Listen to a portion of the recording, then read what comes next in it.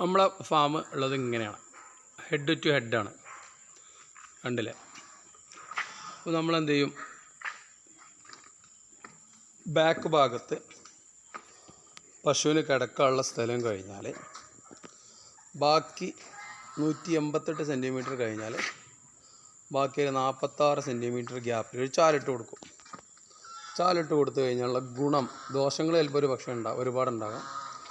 എല്ലാ പശുക്കളും നല്ല ഭംഗിയായി ഒരേപോലെ കിടക്കുന്നുണ്ടോ, ഒരാൾ പോലും ഈ ചാലിലേക്ക് കാല് വീഴുന്ന രൂപത്തിലൊന്നുമില്ല. അപ്പോൾ അവരുടെ എപ്പോഴും നല്ല ഡ്രൈ ആയി കിടക്കും. ചാലാണെങ്കിൽ ചാൽ എപ്പോഴും നല്ല നനവുണ്ടാവും. അഥവാ 99% മൂത്രം വയ്ക്കുന്നത് ആ ചാലിലൂടെ അങ്ങനെ അങ്ങോട്ട് പോകും. ചാണകം നല്ല ശതമാനം ഇതിനോട് ചേർന്നിടും. അപൂർവ ആളുകൾ അതാ ഈ പശു ചാണകം ഇട്ടത് കണ്ടില്ലേ, നേരെ കുഴിയിലേക്കാണ് വീണിട്ടുള്ളത്. അപ്പോൾ എപ്പോഴും തൊഴുത്ത് നല്ല ഡ്രൈ ആയി കിടക്കും.